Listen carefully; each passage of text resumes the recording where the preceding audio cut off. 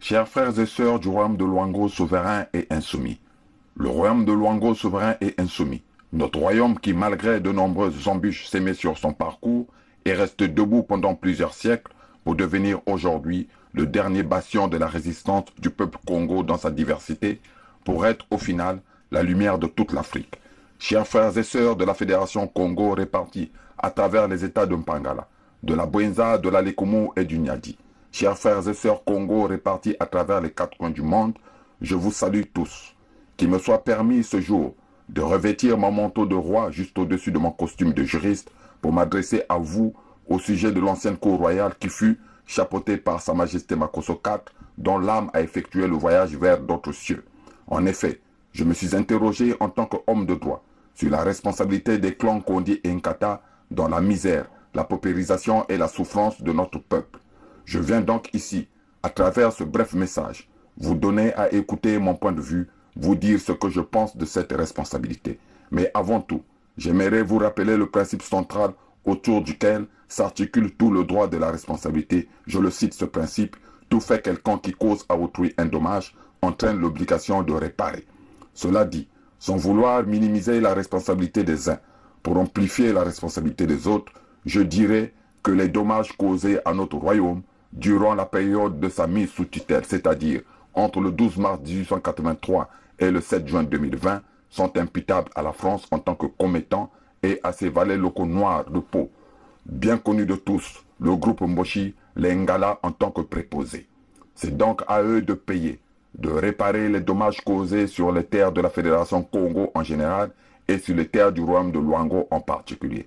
Toutefois, si durant cette période allant du 12 mars 1883 au 7 juin 2020, la formule, le principe sacré du Ngangvu, qui consiste à couver, protéger et prendre soin de son peuple, n'a pas pu être activé parce que l'autorité du royaume de Luango était sous séquestre, ce principe cher aux yeux de tous les Luango aurait dû être mis en pratique, mis en application à partir du 7 juin 2020, date à laquelle, comme nous le savons tous, notre royaume a repris entre les mains de la France, juridiquement et spirituellement, sa souveraineté. À partir de cet instant, à partir de cette date du 7 juin 2020, les clans Kondi et Nkata n'avaient plus d'excuses à faire valoir. Il se devait bien que tard, au regard de la date du 12 mars 1883, d'activer le Ngangvu. Mais qu'ont-ils fait, si ce n'est continuer à dérouler le tapis rouge sur nos terres, au sous-préfet français des bords de la Lima, au boucher d'Oyo? Point n'est besoin de rappeler ici le vacarme de M. Tibouanga, ces menaces ouvertes sans fondement à l'endroit des dignes filles et des dignes fils du Luango souverain et insoumis. Lila Ouliakou, comme on dit en Vili. Mais aujourd'hui, il n'y a plus de personnes souffrant d'absence de lucidité dans le village parce que tout le monde a été guéri par le pouvoir de la vérité mis en évidence le 7 juin 2020. Les clans Kondi et Nkata ont donc une part de responsabilité dans la misère, la paupérisation et la souffrance de notre peuple et ne peuvent plaider l'ignorance ou l'absence de lucidité pour échapper à leurs responsabilités.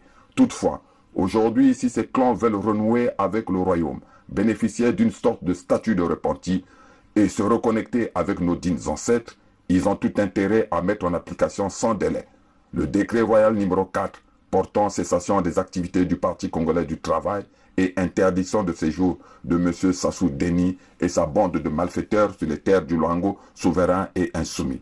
Aussi, pour instruire la jeunesse, afin qu'elle échappe au piège du malin, les clans Kondi et Nkata ont également tout intérêt à témoigner, à exposer publiquement leurs connaissances accumulées du diable et de l'enfer qu'ils ont côtoyé pendant plusieurs décennies.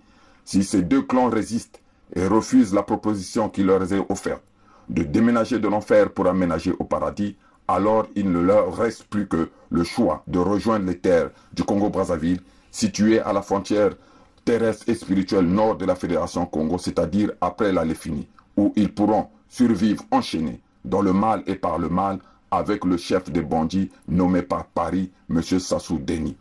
Funtoal Mfumunzambe, Tebu Kulubitu Miyatube. Devant Dieu et devant nos ancêtres, j'ai parlé.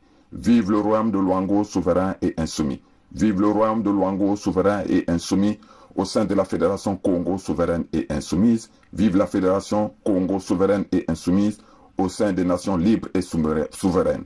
Mukulu Vandu, Vandu, Vandu, Vandu. Sa Majesté Chikaya Zinga Ier, roi du Luango.